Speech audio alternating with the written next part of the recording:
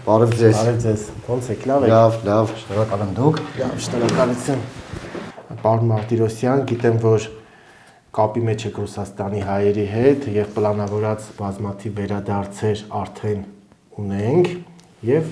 ինչեւ ամսվա վերջ սպասում ենք, բայց այսօր մեր քննարկման նյութը այլ է։ Մենք ծանոթացանք Ազգային ժողովի պաշտոնական կայքում հրապարակված նախագծի հետ, որը զինվորական ծառայության հետ կապված հարցերում կարելի է ասել հեղափոխական մոտեցում է բերում, էականորեն փոխվում է մոտեցումը, այնինչ կա այսօր, մենք լրիվ այլ իրականության հետ ենք հիմա առնչվելու ապագայում, ինչ կարծիքի եք, ինչ փոփոխություններ ենք մենք սպասում, ինչ կա նախագծում։ Ընդհանուր առմամբ Ռուսաստանում բնակվող մեր հայրենակիցները մինչև ապրիլի 30-ը ժամկետ ունեն, ովքեր միգրանտներ են հանդիսանում ու փաստաթղթեր չունեն, ժամկետով սահմանված է, որ բոլորը պետք է լքեն Ռուսաստանի Դաշնությունը ու չափից շատ մեր զանգերը արդեն շատացել է,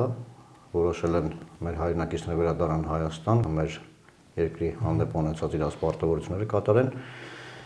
իսկ նոր օրենսդրական փոփոխություններով, որը արդեն իսկ մտել ազգային ժողով, բայց դեռ հայտնի չի ոնց կլինի, ունենք նման իրավիճակ։ Հստակ օրենսդրական նախագծով սահմանված է, որ անձը 18-ից մինչև 37 տարին ինքը ըստ էության դարել է պարտադիր զինվորական ծառայություն, Առաջվա 18-ից 27-ը, հիմա 18-ից 37-ը։ 18-ից 37-ը դարել է պարտադիր զինվորական ծառայություն, ընդ որում ովքեր ցանկանում են վճարել եւ չծառայելու դեպքում ընդհանրապես գումար սահմանված չի, Այսինքն չծառայելը բացառում։ Չծառայելը բացառում։ Հիմա եթե 27-ից հետո կարողանում են 8 միլիոն վճարել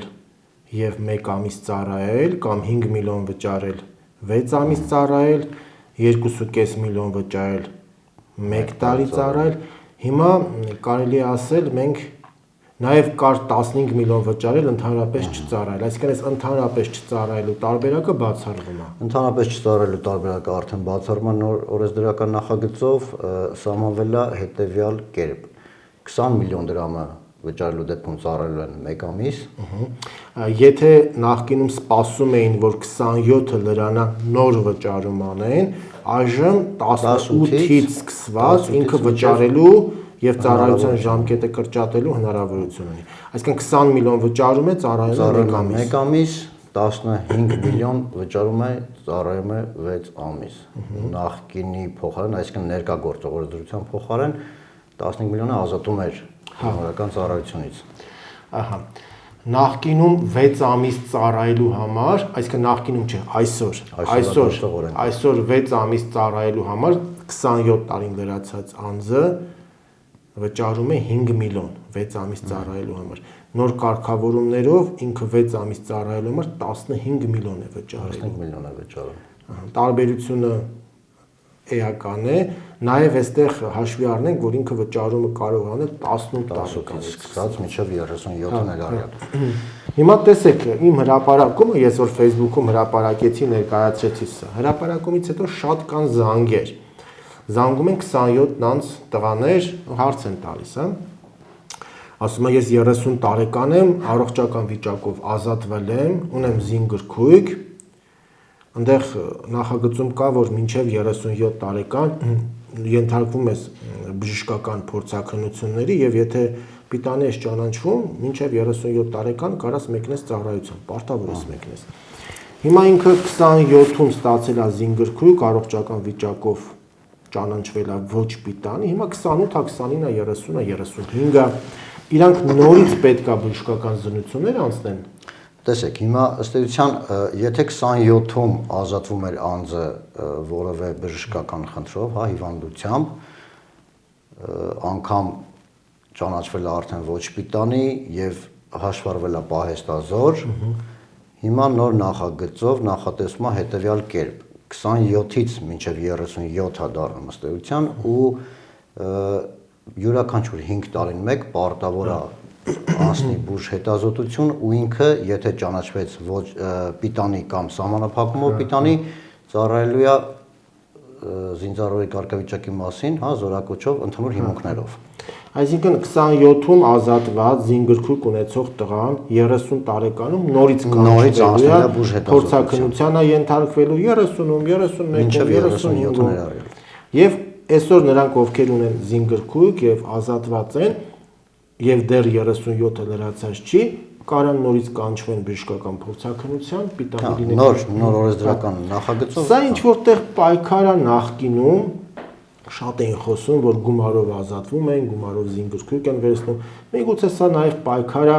նախկինում եղած այդ արատավոր երևույթների դեմ, այսինքն ովքեր որ գումարով զինգրքույկ են արել, կեղծիք են արել եւ դեռ 37-ը չի լրացել, իրանք նորից փորձաքննության կենթարկվեն։ Պարոն Մարտիրոսյան, իսկ ինչ կա կարգավորումներում ընտանեկան վիճակով տարկետման հետ կապված։ Մենք տեսեք, այնտեղ կա որ անպայման պետքա ծառայես 1 ամիս կամ 6 ամիս։ Մենք գործող օրենսդրությամբ 2 երեխա ունենալու դեպքում իրենք ազատվում են, հա, խնամքին, եթե 2 երեխա կա կամ ծնողը եթե խնամքին է։ Այս դեպքում այդ 1 ամիս, 6 ամիս ծառայությունը ընտանեկան վիճակով պայմանավորված ազատման հիմքեր կան։ Ընտանեկան պայմաններից ելնելով անձը, եթե ստացել է տարկետում, եթե տարկետման ուժը հիմքերը չի կորցրել, ինքը ազատվում է զինծառայությունից։ Այսինքն 2 երեխա ունենալու դեպքում, 2 երեխա ունենալու դեպքում ոչ վճարման պարտավորություն է ունենում եւ ոչ էլ ծառայելու։ Իսկ եթե առողջական վիճակով ոչ պիտանի է լինում, փաստորեն նույն նախկին կարգավորումները հանցանքի բացակայության պայմանավորված շարունակելու են գործել, այսինքն անձը եթե առողջական վիճակով պիտանի չէ 1 ամիս ծառայելու կամ 6 ամիս ծառայելու, հետեւաբար ինքը այդ վճարումն էլ չի անի։ Այդ մասով։ Չնայած մեր կառավարության որոշումը, որը սահմանվում է այդ հիվանդությունների ցանկը, ինքը գնալով նոսրանում է հիվանդությունները անդադ պակասում են։ Եվ այդ առումով կարծես թե գալու է մի պահ, որ էլ չի լինելու առողջական վիճակով տարկետում ստանալու հնարավորություն, որտեղ ամեն տարի կարծես թե ցուցակը թեթևանում է, այո, եւ շատ տղաներ կան, որ նախորդ տարի ոչ պիտանի են, այս տարի պարզվում է սահմանափակումով պիտանի են։ Իսկ ինչ է կարծում սա Հայաստան վերադարձը մեր սփյուռքահայերի դրսում ապրող տղաների այս նախագիծը կօգնի, կապահովի։ Կարծում եմ կօգնի, որովհետև ցանկացած պարագայում մեր դրսի հայերը ամեն կերպ ուզում են լուծել իրենց կարգավիճակը։ Օրինակ ես որ նայում եմ այսօրվա կարգավորումներով 27-ը լրացած անձին կարան վճարում անեն եւ շատ քիչ մարդիկ մոտ 60 քանի հոգի վճարում արեց այդ բազմաթիվ հազարավոր մարդկանցից, այսինքն 27 տարին լրացած անձանց հոսք կարծես թե ինքը չի ապահովի, որտեղ մենք ունեինք նման օրենք, մարդիկ շատ քիչ տոկոսով եկան, բայց քանի որ սա տարածվում է նաեւ 18-ից սկսված, այս մասով կարծում եմ ակտիվություն կարա լինի։ Հուսանք մեր հայրենակիցները Ու նաև մի բան էլ ինձ դուր չեկավ, կարծես թե նախագծով խրախուսվում է 1 ամիս ծառայել, այլ ոչ թե 6 ամիս։ Որովհետև տեսեք 15 միլիոնի եւ 20 միլիոնի մեջ տարբերությունը մեծ չի, բայց 1 ամիս ծառայելու թե 6 ամիս ծառայելու մեջ տարբերությունը էականորեն մեծ է։ Կարծես թե նախագծով խրախուսվում է ավելի շատ 1 ամիս ծառայելը, քան 6 ամիս։ Կուզեի հակառակը լիներ։ Նախագիծը խրախուսեր 6 ամիս ծառայել, այլ ոչ թե 1 ամիս։ Նո 20 միլիոնը եւս մեծ գումար է, բայց ինչ որ չափով միգուցե արդարացված է, 15 միլիոնը 6 ամիս ծառայելու համար ինձ թվում է շատ է։ Մենք պետք է փորձենք խոսել, քննարկել, եթե անհրաժեշտություն կա, եթե կլինի լսումներ նաև ազգային ժողովում, կարող ենք, եթե մեզ հրավիրեն, մասնակցենք, աշխատենք այնպես անել, որ մեր կարծիքը լսելին լինի եւ այս 15 միլիոնը պետք է մի քիչ վերանայվի, խրախուսվի 6 ամիս ծառայելը, որտեղ sense որ նայում ենք խրախուսվում է 1 ամսվա ծառայությունը։ այդքան էլ ընդունելի չէ։ Հուսանք դեռ կփոփոխվի ըստ էության հələ որ ինքը հա, նույնիսկ օրակարգ ընդգրկված չէ։ Նույնիսկ օրակարգում այս բանը ընդգրկված չէ եւ հայտնի չէ երբ կքննարկվի։ Ընդհանրապես դեռ նախագիծ է, բայց հուսանք փոփոխվի։ Ամեն դեպքում իշխանությունները այս գիծը տանում են, իրենք հավատում են այս կարգավորման ճշմարտացիությանը եւ ոնց նայում են մուշտեշուտ սա ընդունվելու է։ Մենք համաներման համար շատ պայքարեցինք, շատ խոսեցինք, բայց կարծես թե լսելի չեղավ։ Լսելի չեղավ մեր ձայնը։ Ոնց նայում եմ իրականությունը սա, այս իրականության հետ մենք պետք է հաշտվենք, ուզենք, չուզենք։ Եվ ինքը այդքան էլ քննադատելի չէ։ Ես շատ եմ մտածել, տեսեք, օրինակ մեր ժողովրդի մեջ կան շատերը, որ հենց տղա երեխան փոքրուց մանկուց արդեն պլանավորում են ուրիշ պետության քաղաքացիություն, մեկնել արտ երկիր եւ մեծ ծախսեր են անում։ Հեշտ չէ այլ երկրի քաղաքացիություն վերցնելը։ Երկրներ կան ասում են իմ մոտ գույք առ, չգիտեմ, բեր 300,000 կամ $500,000 գույք առ, ես քեզ կտամ քաղաքացիություն։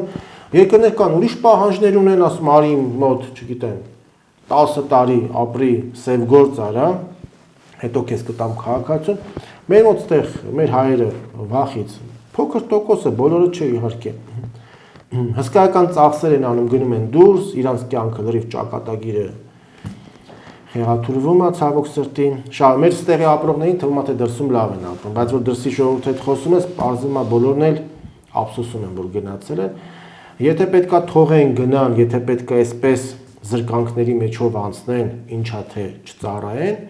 միգուցե եւ 20 միլիոնը վճարեն եւ խնդիրը փակեն եւ այդ 20 միլիոնը կգնա մեր հայկական բանակի հզորացման, ինչի՞ չէ։ Այնպես որ նախագիծը դրական կողմեր ունի։ Մենք ունենք ծնողներ, իրենց երեխաներին ընդունել են տալիս միջազգային լավագույն բուհերում եւ հսկայական ուսման վարձեր են վճարում, միայն նրա համար, որ իրենք զինվորական ծառայությունից տարկետում ստանան։ Եվ եթե երեխան կարող էր համարժեք այլ բուհ ընդունվեր, էականորեն նվազ ուսման վարձ տար եւ նույն մակարդակի գիտելիքներ ստանալ, ինքը ընտրում է հենց այն բուհը, որը կա հաստատված ցուցակում, տարկետման ենթակա բուհերի ցուցակում, ինքը շատ մեծ նյութական միջոցներ է ծախսում, ել չասեմ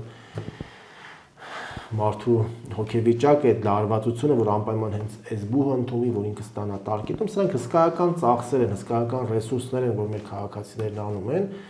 Եվ միգուցե այդ գումարը, այդ ռեսուրսը չգնա այդ միջազգային բուհերին, այլ գա հենց մեր բանակին։ Այսինքն այդ առումով եւս նախագիծը կարելի է դրական համարել, ինչու՞ ոչ։ Իսկ նրանք, ովքեր ասում են սա հարուստների համար է, հարուստների համար։ Հարուստները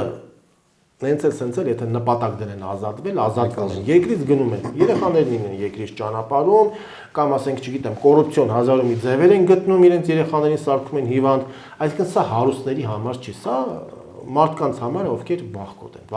վախեր ունեն, տագնապներ ունեն, անհանգստություններ ունեն, կամ շատ շնորհալի երեխաներին, իրենք չգիտեմ, շատ լավ վաստակում են, կամ իրենց ծնողները շատ լավ վաստակում են, թող վճարեն բանակին, ինչի՞ չէ։ Հիմա մեր հայերը վերադառնան, անպայման պիտի վերադառնան, կատարեն իրաց պարտքում իրանց հայրենիքի հանդեպ ունեցած։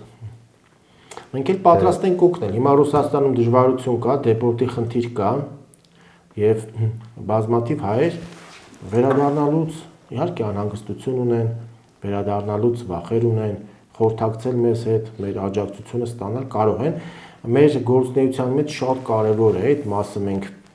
հատուկ կարևորում ենք, որ հոգատար վերաբերմունք լինի, որովհետև ցանկացած իրավաբանական խնդիր ունեցողանց նաև պաշտպանված լինելու զգացողություն ունի, մենք հոգատար պետք է լինենք, հասանելի լինենք։ Բարի երթ մեզ։